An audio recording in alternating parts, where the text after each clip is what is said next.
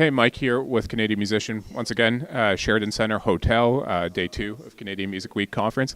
And with me here, actually an old contributor to Canadian Musician. Old contributor. Oh, as in not now. Former there you go. and old, alas. Yeah. No, let's go with former. You're right. That's a better choice of words.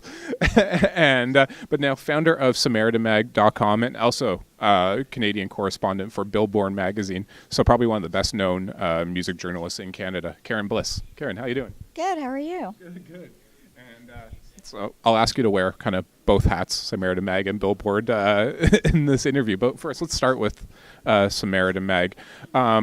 I won't bore people with my voice as far as going over the intro of what it is, but I'm familiar with it. Do you want to give your Coles Notes version of Samaritan Meg before we get into the insights? And I'm really happy that you're familiar with it because I need to spread the word about it. Okay. It's my anti-tabloid. I started it because you and I both have fantastic jobs. Like, we interview people for a living, we go to concerts for a living, we listen to music for a living. I mean, really, what a way to enjoy your life, and I would never give that up, but I wanted to contribute in some way to society, and I don't build a house, I'm not a doctor, I'm not, multimillionaire, and I would just see, as I'm sure you have, like artists, as they got increasingly successful, they hook up with a organization, they go on these life-changing trips to, developing countries, they come back and they're changed, and they're ready to change the world and rally their fans, and I didn't have anywhere to write about that, and no one really cared at the types of outlets that I worked for at the time. So I started this online magazine, and it's way better than I ever imagined it to be. I don't know what I originally thought. I thought, oh yeah, your cancer stories, your clean water, you're building a school, but it's way more than that. I want to get into why it's way more than that. And it's not just music. You're getting into kind of all public figures. But first, you were moderating a panel on musicians and charitable causes yesterday. After that, I spoke with Marika of Arcade Fire, who's one of those people you mentioned who become big, get hooked up with charitable causes. They started their own organization. But with that, during the panel, you essentially said... it wasn't until you were older that, I think the way you put it is you looked outside your own bubble. That I became generous, or I guess didn't just think about myself. Yeah. No, and this isn't unusual, but only as you get older, there's a world beyond me. There's a world beyond what I'm trying to accomplish for myself. Was there a turning point for you when you had that realization? Honestly, yeah, actually, it was Saul Guy, who is an incredible human being, and even though he doesn't know it, he's kind of my virtual mentor, a very impressive guy. He went to Sierra Leone with Rascals, the hip-hop group Rascals, and War Child, and came back and told me about blood diamonds, and this was, many years ago before I even knew what blood diamonds were, and holding children with amputated limbs from, the rebels. And I don't know, it was just staggering and eye-opening. And the people who ran War Child are impressive. And I started, meeting them and understanding more what they do. And I put out a anti-racism children's book, like just a picture book, and the money went to War Child, and I had the launch party at War Child, and I just started becoming more involved with them, and I just had this idea, like TMZ was starting, Perez Hilton at the time, he wasn't, now he's a little kinder, but back then he was drawing, phallic symbols on people's pictures and being super nasty to people like Avril Lavigne, who I've known since she was, 14, 15 years old, and I was like, surely there's people that care more, about like people making a difference and who has cellulite and who's dating who and, who's in rehab. Unfortunately, I'm not so sure about that, but I'm trying to find that audience of people that don't care about tabloid news, How long, I don't know when it was actually founded. How long has Samaritan Meg been going? I mean, it started... This is the year I'm going to turn it into a business. Okay. So anyone who wants to sponsor me, sponsor it, make it big, blow TMZ out of the water, contact me. But, it started probably 6 years ago, like just bits and pieces. I then redesigned the site. Initially, I didn't want it to be about music. I wanted it to be a separate, and it was not the skull with the halo that I have now. It was like a plain, there was a little man for the eye, and it was like, definitely not music heavy, but I'm a music journalist.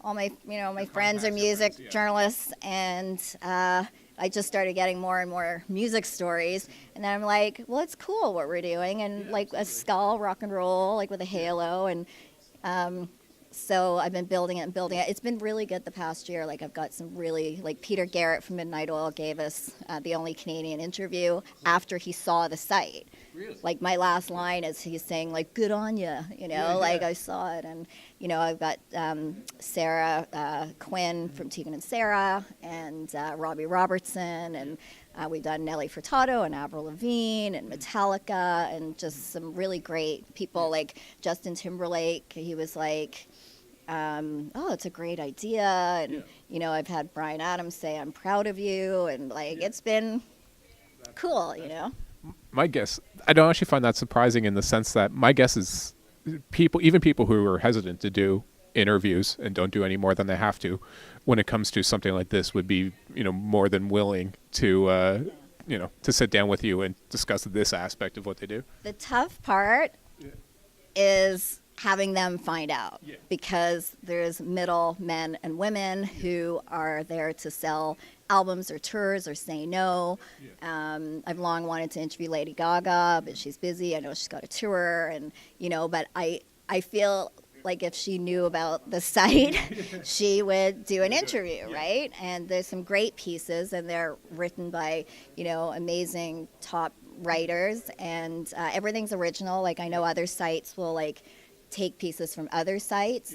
We only either write from a press release or an actual the actual website, or we're doing the interview ourselves. Like I would never take a piece that Canadian musician has done on charities and write told Canadian musician and then repurpose it. Like I don't do that. I know other people do, but it's not my thing. I want original content. And but I mean, obviously Justin Timberlake's one of the biggest artists in the world, and I interviewed him for Billboard, and I only had like 8 minutes. And just as I had the 1 minute mark, I asked him about his, charitable giving. And then as he was standing up, because he was being rushed down to like a screening, he was like, why did you ask me that? And I said, I've got this online magazine. It's about, good people trying to change bad things, an anti-tabloid. And he's like, that's a really like interesting idea. He's like, talk to my publicist. So I've been trying to talk to his publicist, but that's what happens, right? Like they, what are your numbers? And no one knows who you are. And, get journalists talking about that kind of stuff. You can kind of rant for a while. I guess pulling some insight from all the kind of interviews and coverage you've done on these causes. I guess first, before we go more broadly, is there any that have stood out to you? And it doesn't have to be music, but if it is, awesome. But ones that have stood out to you as far as maybe you were surprised by the person who was doing it, or you just thought, hey, that's a pretty innovative approach to this cause? It's hard to ask me that like right off the top of my head. I mean, we've done some really cool things. Like there was a spa that's for women that are going through cancer treatment, because I guess they can't use the same kind of like beauty products. So, that was cool. And the owner was like, one day I hope that we go out of business. And one of our early stories that was really fun, that they're not in existence anymore, was a pig sanctuary. And there was a parrot sanctuary. Those things actually have surprised me, how many sanctuaries there are for animals. Like, do you know we have like the biggest turtle sanctuary in Ontario, like in the world, apparently. My wife and I actually went down to Watkins Glen, New York this past summer to go to a farm sanctuary, and it's a cause that's dear to my wife. And the animal stories are more popular than, our stories on Simple Plan. Simple Plan, actually, anytime I write about them, their fans are crazy. Like, we get so many views on Simple Plan. But, like, you've got Aaron from Billy Talent, who has MS. Like, he started a great organization, FUMS. Nellie Furtado goes with Free the Children and helps build schools. And Avril Lavigne has her own foundation, which was originally, aimed for children and Special Olympics. But since she got Lyme disease, she sort of added that. There's amazing people, like Scott Hellman, who was on the panel. He started at 19, solved the solvable, and, no money, no registration. All it is kind of a think tank forum on his website. And, the fact I played that video with like 9 and 10-year-old little girls at school who are inspired by him, like, it shows the reach. Here's this kid, super talented, but he's not enormously famous yet, although he is exceptionally he's an exceptional songwriter, and he's making a difference, right? Like, right out of the gate. He's not waiting till he's like huge international star, multi-millionaire, any of those things. And I think that's amazing to see. Absolutely. We'll plug Scott Hellman on the cover of the new issue of Canadian Musician, by the way. Cover? Oh, excellent. He's great. He's super. He's fantastic. It's not one of my articles, but I met him before. He's super, super nice kid. But kind of on the topic of, you mentioned Scott Hellman, who we were just talking about, 19 years old when he did that. Have you noticed, and this will be a bit anecdotal for you, I would guess, but despite all the talk of apathy among millennials and that kind of stuff, which I think is kind of a cliched, done to death thing, you also see that kind of counter narrative to that this may actually be the most socially conscious generation ever. Have you? Believe that. Yeah, I don't see the apathy that other people talk about. Obviously, I'm more entrenched, but go to one We Day that Free the Children does.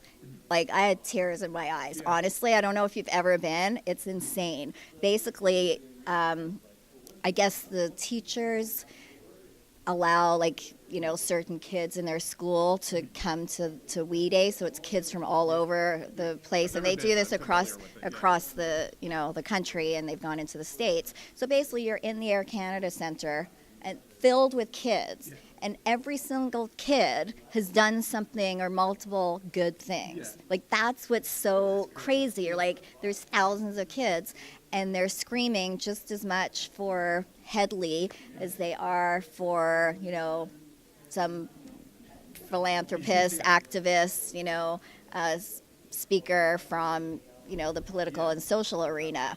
And it's, I don't know, it's pretty touching. It's pretty cool. Would you? I know there's a lot of kind of up and coming bands who are early on in their career who are making a good go of it, but they're not superstars yet. They're not arena level bands, or even at Scott. I guess Scott Hellman probably is an arena level artist at this point. But essentially, they're socially conscious. They have things they're passionate about, but they're like, at our level, what can we do? Do you have any? Is there anything kind of? I guess practical advice, or even just general insight into that you could give them?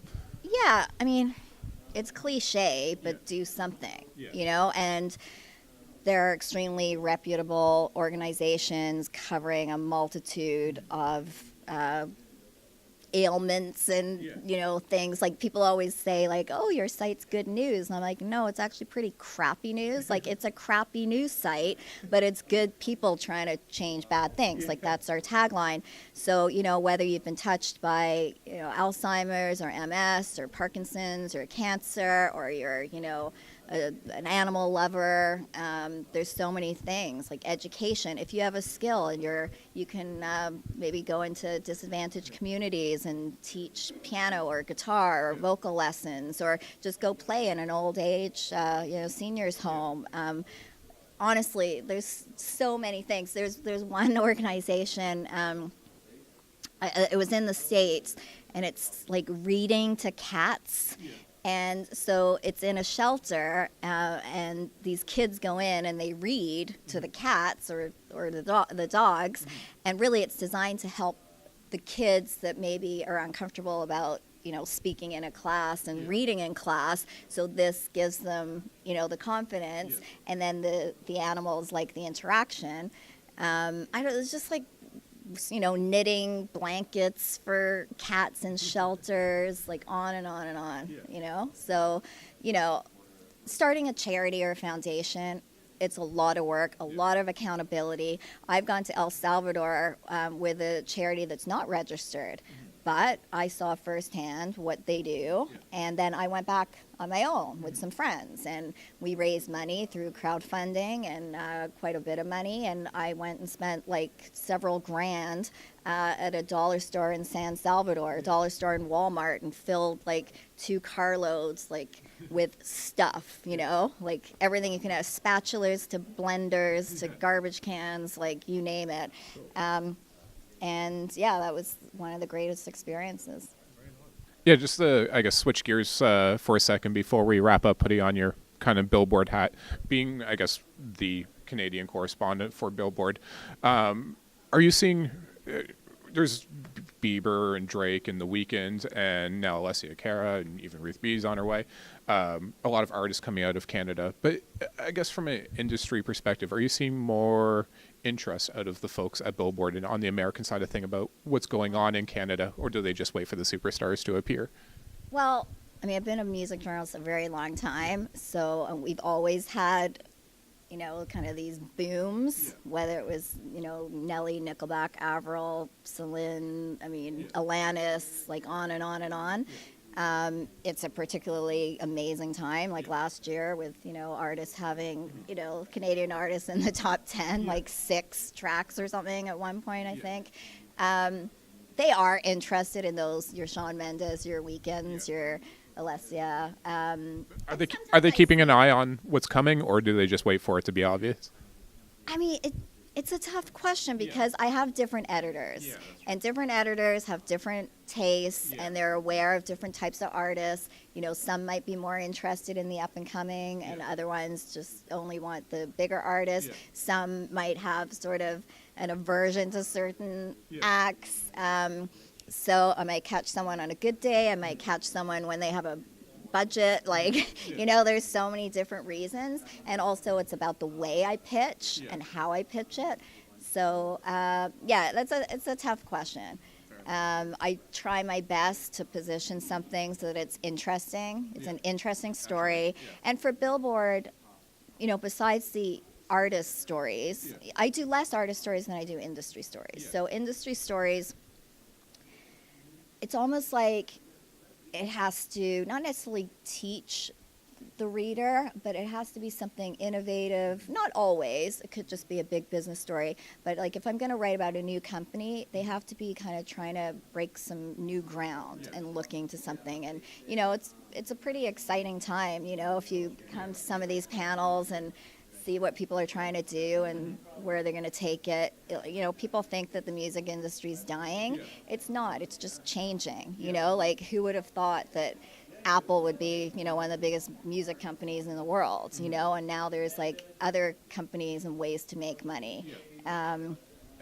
I guess if we could just quickly identify, I know for myself, a Canadian musician, we've also been going in probably a more industry-oriented direction than maybe it was you know, when you were writing for Canadian Musician. But like, I don't know, myself, for example, have kind of been tackling over the course of a few articles, untangling that complicated web of streaming royalties, YouTube royalties, all that kind of stuff, which I know is a major topic here at CMW and has been for a few years now.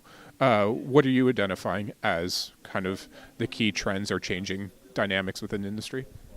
Well, even though I can't speak articulately about it now, if you interview me next year, hopefully I'll be a whiz. But, you know, I'm going to be reading a book on blockchain. I think that is... I'm trying to wrap my head around and don't totally get it. We need to get it. Like, not just for the music industry, for every industry. I do feel that it's a currency that's going to get rid of the middleman and offer transparency and have the money go where it's supposed to and faster. And, you know, I obviously don't understand it fully now, but I've got, you know, a couple 100 pages to read of this book.